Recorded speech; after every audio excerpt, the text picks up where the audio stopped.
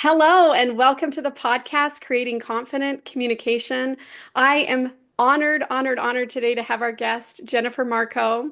She's an international recording artist, producer, vocal coach, performer, and public speaker. She has been a professional for 35 years and has toured with Maverick City and Kirk Franklin, shared the stage with Tim McGraw, Brad Paisley, One Republic, and Marianne Williamson.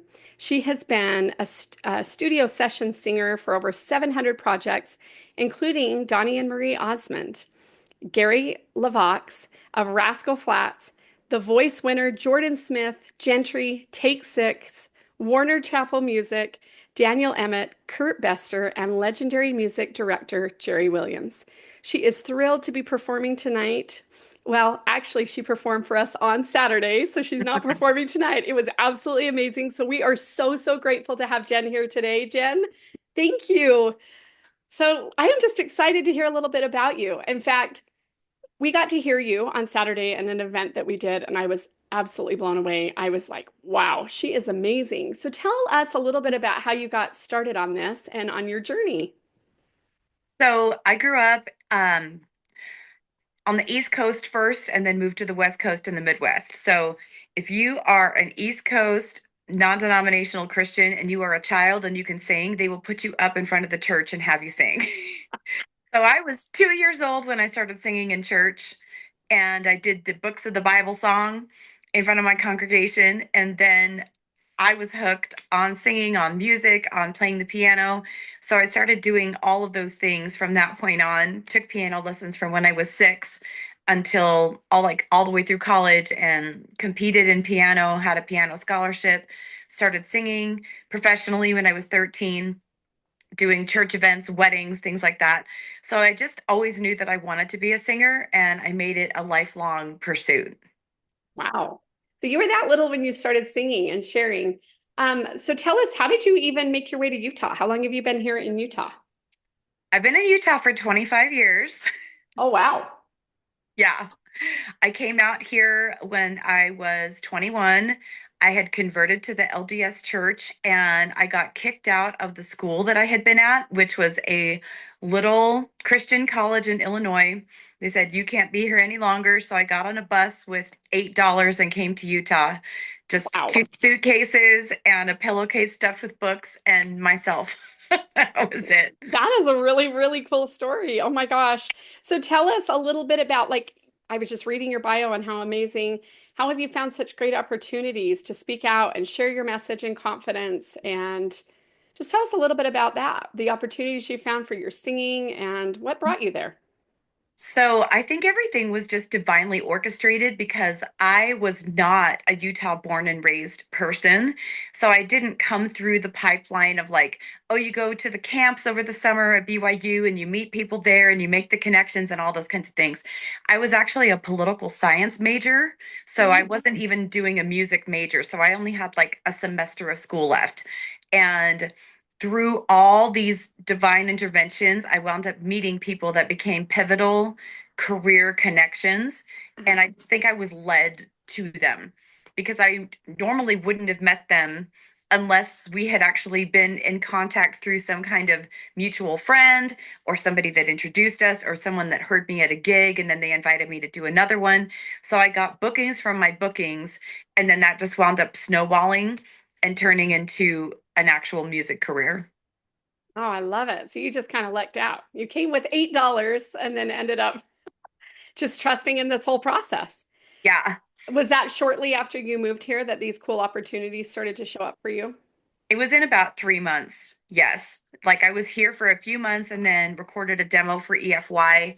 Um, and the person who created the song, we wound up doing a bunch of recording together. So by the time I actually had like a burnt CD demo, because this is in 1999, so there was no online sharing of music. Right. So by the time I had like an actual burnt CD, it was all stuff that had been commercially released. So I was really fortunate to be able to do that. And those were for hire projects as opposed to me having to create the demo.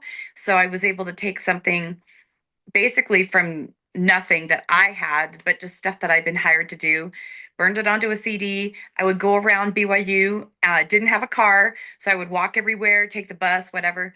And I would go where I knew that there were going to be certain people, and I would just hand them a CD and say, "Hi, my name and number is on this." Oh, how awesome and scary at the same time. And what would happen? They would just, They would call me and book me. They would say, wow. "Oh, we need you for this project." And so then I would do that project, and that would lead to the next and the next and the next and the next. And it was just one thing at a time.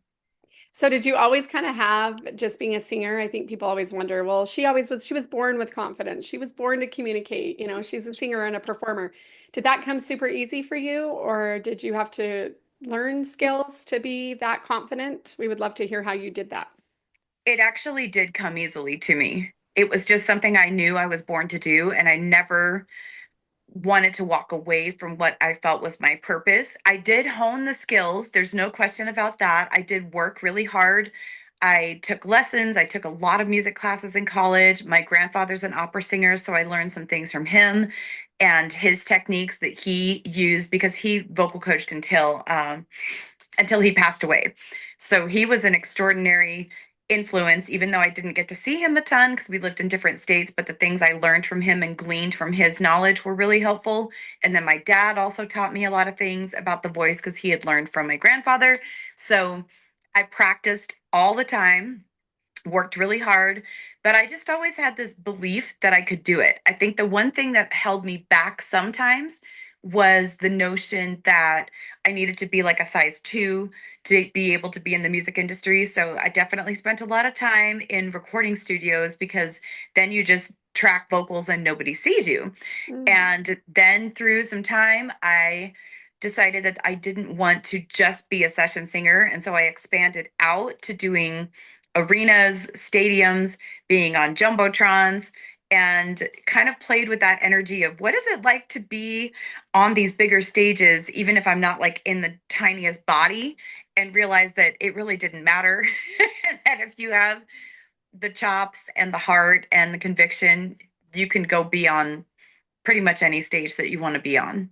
Oh, I love that. And for some of our listeners, I can relate with that because they know a little bit about my journey with my weight. How did you kind of work through that? Because that's where you were kind of more hiding behind, right, in the studios, and then getting on these huge stages with thousands and thousands of people. I mean, was it thought work? Was it just then using a belief that, you were enough? I'm curious how you were able to make that transition and help others who are struggling with maybe I want to be a singer or I want to communicate others, but my body or my insecurities are holding me back. So I came from a family of really brilliant people, but they were also addicts. My parents are both alcoholics. There was drug addiction in my home. There was domestic violence. And so, in addition to doing music and doing singing, I also decided to go on a really heavy duty personal development path. Hmm. So, Hmm. I took courses. I did a lot of mindset work. I did a lot of deep dive into my belief systems and why I believed what I believed, and then used and found tools to be able to what we call destroy and uncreate those belief systems. And so I invested some money and time into rewiring my brain, into finding the tools that would actually get me out of the thought patterns and the things that I had been told from my parents, the abuse that I had gone through with them, so that I could unravel those thought processes and be able to move forward. So I had the confidence in singing, but at the same time also had dealt with a lot of abuse. And I knew that the way out of that was through my mindset and through spiritual practices and grounding practices. So I made it a really strong intention to learn how to incorporate those things into my life every day so that I could be able to move forward with the dreams and the career goals that I had. I absolutely love that. And that's what I'm finding with a lot of people is they first sometimes will get on and tell them through their trials, they found God or whatever it was for them, or the other thought was they had to change their beliefs, their thought work. And it's funny because I actually, wrote this book. I think I was sharing it with you, but it SOAR stands for what we see and what we think, being open to how we feel, the actions that we then take, and then the results that we create in our life and in our relationships. And that starts with ourselves. And so I'm just passionate. I like have the necklace. I love to share about how people can soar because what some people don't understand is they think they're stuck. They think that there's no hope, that because they come from a cycle of addiction, which we have so much in common, truly. I mean, I that's the same path that I was on from my past. And I actually turned to food for comfort because food was way less threatening than drugs or any of the other things, right? So that was kind of my issue, but that we can change anything, any pattern, anything we don't like, we can create and have new results. And some people don't realize that they can do that and that it is in their mind and in their thoughts. So I really love that you shared that. I had one thought about asking you, because here you are, doing all these amazing things, what trials you faced along the way. And you did kind of open up about, your child life. Had you had any other setbacks or trials in your life that maybe could have thrown you a curveball to not keep going with your dreams For and maybe sure. I've been a single mom for 14 years, so that has been its own unique challenge. I feel like I've had a lot of success when it comes to career, when it comes to friendships and motherhood. So all of those things I feel like have been really great. And where I have not had as much success is in my romantic life. And in choosing romantic partners, I've tended to fall into some patterns of codependency and fear of abandonment. And so sometimes I haven't made the best decisions. Although, when I look at it in retrospect, they actually were the best decisions because they've led me to where I am now. And so I would say, though, that that's probably been one of the biggest drawbacks is having to recover from that heartbreak of making decisions that I knew weren't completely aligned or weren't in the highest good for my life, and then having to recover from those decisions being made. So I've actually been single for a while now, which I think has been one of the best choices for me because nothing has really felt aligned. Nothing's felt like it was really going to be a contribution to my life.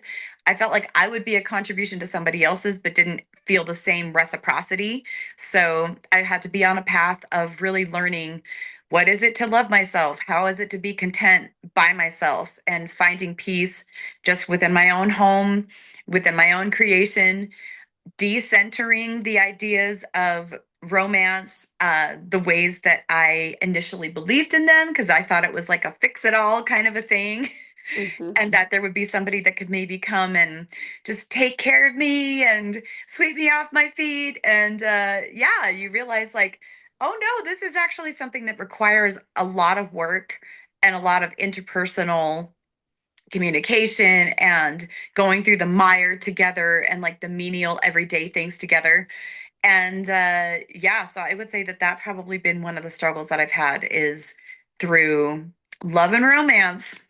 Right. Well, I'm glad you're sharing and being vulnerable. There is a lot. I mean, all you had to say is a single mom, because there's a lot of women that are single moms and work hard and try to take care of their kids and work a job and do all the things. So, you know what? I think that's amazing that you're able to work through that and help people. And it sounds like you now get to help coach and work with other people that want to get their voice out. Is that right? Tell us a little bit about like what you do on the side too, besides Yes, singing.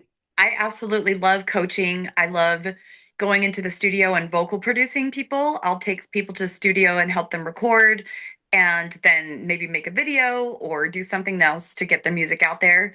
I think that's such a fun and rewarding part. Like, I, as a singer, have a certain ripple effect that I can create, but then when you add a whole bunch of singers into that, like the ripple effect of that, the contribution that it gives to the world just grows exponentially with all of their individual spheres of influence and all the people that they know. And it just goes like out and out and out. And I feel like it's something that I wake up every day and just feel really inspired to help people find more confidence in themselves, to be willing to share, to want to actually go and create music. Because I think music is such a powerful vessel to encourage and inspire people, to uplift, to empower.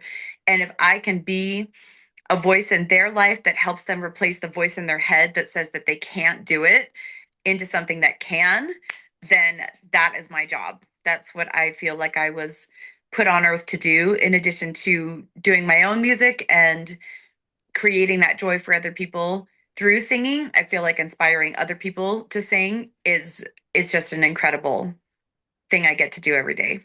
Oh, I love that. And I can feel your passion as you're talking. So, one quick question. Do you have a tool or something that you would work with your clients in how to help coach them through like negative thoughts or whatever they're working through so that, I'm just looking out to our audience saying those that are in need of like, how do I start? What do I do? What's a tool that I can do to just be able to start moving forward? One baby step. So, do you have any thoughts that come to you that you could share that would be simple? Yeah, I think that one of the biggest things that you can do, one of the first foundational things to do is to start with like deep breathing. We often are breathing from here instead of from our diaphragm, especially as women. We've been told to kind of flatten out this area. And Mhm. this is where women used to be corseted and restricted and held in. And so they couldn't even really breathe till they took the corset off and went to bed. Yeah. And lack of oxygen to the brain puts us in fight or flight. It raises the cortisol level in our brain and makes us feel like we can't do something. So, one of the easy baby steps is to just take a big, deep belly breath, really inflate the diaphragm, get the diaphragm to support the lungs, and to register in the brain, like, oh, there's enough oxygen in there for me to live, for me Right. to support myself. I think breath support is life support. So if you give yourself breath support, you're immediately going to feel a change in your brain chemistry, in the way that you operate. I mean, the first thing that people say to do when you're having a panic attack is they'll give them like a paper bag and say, take a deep breath. And every meditation starts with take a deep breath, like if you do guided meditations. Yep. So that's one of the very first things that I would say that's just super quick is to just start deep belly breathing, let all of that expand. Don't try to constrict that area and flatten it out or suck it in or any of those kinds of things. Like let yourself breathe. And when you do, your body will respond in kind, and then you can take steps and move forward. Oh, I love that. So just once a day, a couple times a day, anytime we're stressed, just right? Just take a minute. Is that what you're thinking? I think you just have to start reminding yourself to breathe from there. It's something that in foreign countries, they start teaching children this at 2, 3, 4 years old, and they have better testing scores and better productivity because they actually take the time to sit and be still and breathe from their diaphragm, and it clears their minds. So I would say that's an important thing to start incorporating as often as possible. But if you want a deeper practice, I recommend yoga nidra to pretty much all of my students, which is where you just basically lay down, listen to a guided meditation, put yourself in what's called shavasana, which is just kind of this open receiving posture as you're laying on a bed. And 20, 30 minutes of that will take your cortisol from here to here. It will reduce it and just get your body grounded, get your brain chemistry to feel like, whew, okay, I can do this. I feel like it's way better than a power nap because most of the time, power napping, people are like overthinking while they're Right. trying to nap. So, this is called non sleep deep rest. And it just is a great recharge, gets the mind to just kind of get back into a centered place and to feel the confidence of being able to move forward without the fear.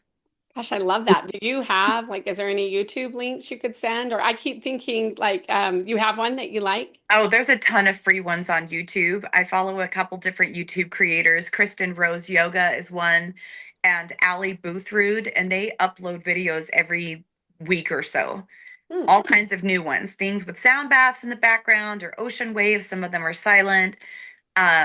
It's just been a wonderful tool to be able to use. I do one of those once a day at least. Well, that sounds amazing. Well, maybe I'll have you send your favorite and then we'll put it up in the link when we do the podcast.